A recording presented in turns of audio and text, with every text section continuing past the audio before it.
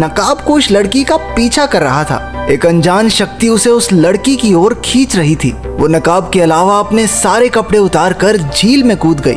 बे ने भी उसका पीछा किया। दूसरे छोर पर पहुंचकर वो दोनों एक दूसरे के सामने आए, लेकिन इससे पहले कि वो लड़की कुछ बोल पाती, आसमान से बिजली सीधा उसके कंधे पर गिरी। बे को न जाने कैसे अचानक से पता चल गया कि लड़की का नाम शर्ली है। लड़की के नीचे की जमीन उसे अंदर खींचने लगी। बे ने उसे बचाने की बहुत कोशिश की, लेकिन धरती ने उसे पूरा निगल लिया। झटके से उसकी नींद खुली और उसे समझ आया कि वो सपना देख रहा था। पता चलता है कि पिछले कुछ दिनों से बे को बार बार यही सपना आ रहा था। शाम को वो अपने दोस्त काई के साथ मिस्टर 9 के घर पहुंचा, जिसने उसके दोस्त यूक को पकड़ रखा था। यूक बार बार दोहरा रहा था कि उसने कोई चोरी नहीं की, लेकिन वो लोग उसकी बात सुन ही नहीं रहे थे। बे की रिक्वेस्ट पर मिस्टर 9 यूक को छोड़ने के लिए मान गया, लेकिन इसके बदले उसे सेलेस्टियल बोन नाम की एक करिश्माई चीज को मिस्टर 9 के लिए लाना होगा। उन्हें पता चला कि सेलेस्टियल बोन तक पहुंचने का नक्शा एक लड़की के पास है। बे ये देखकर चौंक गया कि ये वही लड़की है जिसे वो पिछले कुछ दिनों से अपने सपनों में देख रहा था। उनकी बात सुनकर शर्ली नक्शा देने को तैयार हो गई, लेकिन सिर्फ इस शर्त पर कि वो भी उनके साथ चलेगी। वो एक बोट में अपनी मंजिल की ओर निकल पड़े। उसी बोट पर एक और आदमी भी मौजूद था जो दूर से ही उन पर नजर रखे हुए था। अचानक शर्ली को महसूस हुआ कि कुछ तो गड़बड़ जरूर है। उसकी कंपास की सुई भी गोल गोल घूमने लगी। तभी उनकी बोट बहुत तेजी से हिली, मानो किसी बहुत बड़ी चीज से टक्कर हो गई हो। ये बात बहुत अजीब थी क्योंकि पानी बिल्कुल शांत था। बे ने सभी यात्रियों को उनकी सुरक्षा के लिए बोट के अंदर भेज दिया। अचानक उस विशालकाय दानव ने अपनी पूरी ताकत से जहाज पर हमला किया। वो जहाज के अगले भाग को तोड़ता हुआ डेक पर पहुंचा। वो चारों अपनी पूरी ताकत से लड़ रहे थे, लेकिन उसकी चमड़ी इतनी सख्त थी कि उस पर कोई असर ही नहीं हो रहा था। यूक ने हीरो बनते हुए उस दानव की चिन पर वार किया, लेकिन उसने बड़ी आसानी से उसे दूर फेंक दिया। हीरोगिरी के चक्कर में अपने अनमोल रतन खो बैठता ये। उधर शर्ली ने दानव के चेहरे पर विस्फोटक तीर से हमला किया, जिससे वो वापस पानी में जा गिरा। बे ने उस मॉन्स्टर को कैद करने का प्लान बनाया। उन्होंने बोट से सेल क्लॉथ को उतारकर उसे जाल की तरह डेक के बीचों बीच बिछा दिया। उन्होंने उसे जाल में फंसा तो लिया, लेकिन वो इतना ताकतवर था कि उसने बोट के सारे एंकर्स उखाड़ दिए। ऐन मौके पर उस अनजान आदमी ने एंट्री मारी और अपने इलेक्ट्रिक वेपन से उस रहस्यमयी जीव को ऐसा खतरनाक झटका दिया कि वो वहां से दुम दबा के भाग निकला। ये आदमी डॉक्टर सन नाम का एक साइंटिस्ट है, और वो भी सेलेस्टियल बोन के ही चक्कर में उनके पीछे आया था। उसने उन्हें बताया कि इस दानव को उसी चीज की सुरक्षा के लिए यहाँ छोड़ा गया था, और उन्हें रास्ते में ऐसी कई और मुश्किलों का सामना करना होगा। उसकी नॉलेज से इम्प्रेस होकर उन्होंने उसे भी अपनी टीम में शामिल कर लिया। लेकिन तभी वहाँ मिस्टर 9 की बेटी लिन भी आ धमकी। दरअसल यूक और लिन का चक्कर चल रहा था। वो लिन से मिलने के लिए घर में घुसा और गार्ड्स ने उसे चोर समझ के दबोच लिया। रास्ते पर आगे बढ़ते हुए उन्हें पहाड़ की चोटी पर एक मंदिर मिला। मंदिर की जांच के दौरान बे ने एक हिडन स्विच दबाकर छुपा हुआ रास्ता खोल दिया, जिसका इस्तेमाल करके वो सब नीचे मौजूद एक बहुत बड़ी सुरंग में पहुंचे। थोड़ा चलने पर उनके सामने एक बंद दरवाजा आया, लेकिन बे ने अपनी जबरदस्त लॉक पिकिंग स्किल्स से दरवाजा खोल दिया। उस दरवाजे के पार सब कुछ दूर दूर तक बर्फ में ढका हुआ था। क्योंकि धरती भी जमी पड़ी थी तो उस पर चलना बहुत मुश्किल हो रहा था। जब वो सीधी ढलान पर पहुंचे तो शिर्ले फिसल गई। बे भी उसे बचाने के लिए उसके पीछे कूदा। उसने अपने खंजर को जमीन में गाड़कर नीचे गिरने से खुद को रोका, लेकिन पीछे से बाकी सब फिसलते हुए आए और उन्हें भी अपने साथ खींच लिया। जब वो फिसलते हुए नीचे जा रहे थे तो बे ने देखा कि वो सब बर्फ के नुकीले टुकड़ों की ओर बढ़ रहे हैं। शर्ली ने अपने हुक को फेंककर खुद को रोकने की कोशिश की, लेकिन वो बर्फ के पिलर इतने ताकतवर नहीं थे।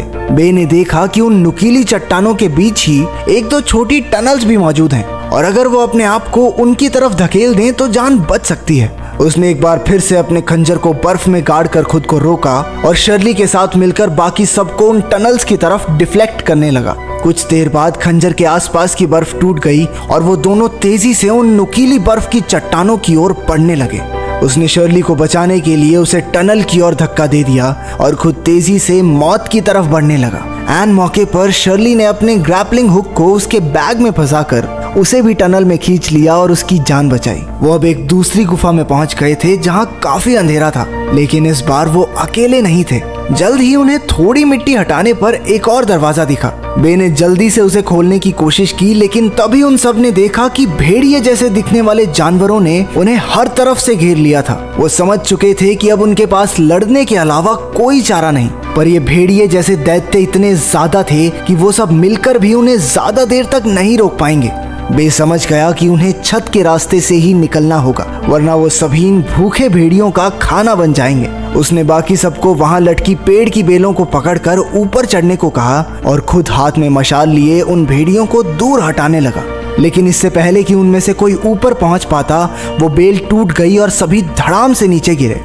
लेकिन इससे वो लकड़ियां जिससे उस छेद को ढका गया था, वो भी बेल के साथ नीचे गिर पड़ी और सूरज की रोशनी अंदर आने लगी। जल्द ही उन्हें पता चला कि ये भेड़िए रोशनी सहन नहीं कर सकते, क्योंकि सूरज की किरण के संपर्क में आते ही उनका शरीर जलने लगता है। शर्ले ने वहां पड़ी पेड़ की टहनियों को अपने हुक से बांधकर छत के रास्ते से बाहर निकलने का जुगाड़ किया। एक एक करके सब वहां से निकल गए, लेकिन जब बे की बारी आई तो सूरज बादलों में छिप गया। भेड़ियों ने एक के बाद एक उस पर हमला करना शुरू कर दिया। भेड़ियों के लीडर ने उस पर झपट कर बे को धरती पर गिरा लिया। इतने में सूरज के आगे से बादल हट गए और अपने दोस्तों की मदद से बे मौत को छूकर टक से बाहर आ गया। शर्ली भागकर रोते हुए उससे लिपट गई। बाद में जब वो उसके घावों पर पट्टी कर रही थी तो उसे बे के कंधे पर वही शापित निशान मिला जो उसके कंधे पर भी था। उसने सबको बताया कि सालों पहले उसके पूर्वज गलती से एक शैतान की गुफा में पहुंच गए थे। उनके आने से उस शैतान की नींद टूट गई और बहुत सारे दैत्यों ने इंसानों पर हमला बोल दिया। इसके बाद उन सभी लोगों के कंधों पर वो शापित निशान आ गया। उस बुरी शक्ति की ताकत से वो सभी लोग 50 साल के होने से पहले ही मर गए और उनके बच्चों को भी ये श्राप विरासत में मिलेगा। शर्ली के हिसाब से वो सेलेस्टियल बोन जिसे वो ढूंढ रहे हैं, वो इस निशान को उनके ऊपर से हटा सकती है। वो अगले दिन दोपहर के समय वहां वापस पहुंचे ताकि सूरज की किरणें अपने चरम पर हों। वो सब फिर से उस गुफा में दाखिल हुए जहां वो वैम्पायर भेड़िए उनका इंतजार कर रहे थे। बे ने बिल्कुल समय न बर्बाद करते हुए जल्दी से दरवाजा खोला। जमीन नीचे धंसने लगी और उन्हें एक और कमरा दिखाई दिया जो एक मंदिर जैसा लग रहा था। बे ने वहां मौजूद एक मोमबत्ती को जलाया जिससे वो पूरी जगह जगमगा उठी। उसने हिसाब लगाया कि इस जगह को जरूर किसी पेट्रोल जैसे जल्दी आग पकड़ने वाले पदार्थ से ऊर्जा मिलती होगी। वो सब बड़े ध्यान से चल रहे थे, लेकिन तभी बे का पैर एक ट्रिगर पर पड़ा, जिसके बाद वो पूरा कमरा हिलने लगा। अचानक उनके ऊपर ढेर सारे तीर बरसने लगे। वो सब किसी तरह बचते बचाते आगे बढ़ ही रहे थे कि बे को आभास हुआ कि उन पर एक और अटैक होने वाला है। अचानक उनकी तरफ तेजी से घूमती हुई तलवारें आईं। सभी लोग इससे बाल बाल बचे। इसी तरह वहां कदम कदम पर कई जानलेवा जाल बिछाए गए थे। वो किसी तरह इस सब से बचते हुए हवा में तैरती उस सेलेस्टियल बोन तक पहुंचे। बे धीरे से उसकी ओर बढ़ा और उसे उठाकर अपने बैग में डाल लिया। लेकिन तभी शर्ली ने देखा कि बहुत सारी विशालकाय मकड़ियां उनकी ओर आ रही हैं। कुछ देर उनसे लड़ने के बाद बे समझ गया कि वो सिर्फ उस सेलेस्टियल बोन के पीछे हैं।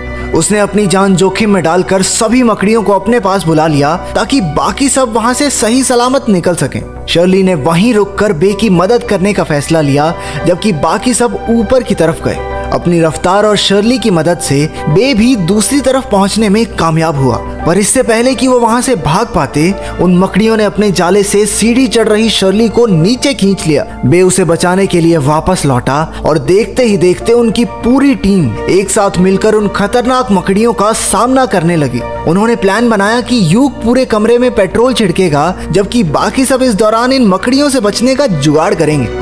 यूक उन सभी मकड़ियों से बचता बचाता अपने साथियों के पास पहुंचा। उसके अंदर आ जाने के बाद बे ने अपने लाइटर से पेट्रोल में आग लगा दी।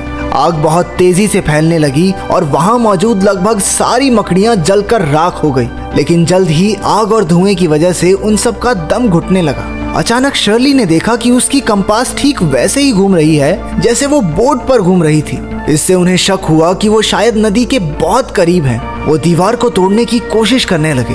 दूसरी तरफ से वो दानव जिससे वो बोट पर लड़े थे, वो भी दीवार पर टक्कर मार रहा था। जल्द ही दीवार टूट गई और पानी तेजी से अंदर आने लगा। मौका मिलते ही सभी लोग वहां से बाहर की ओर भागे।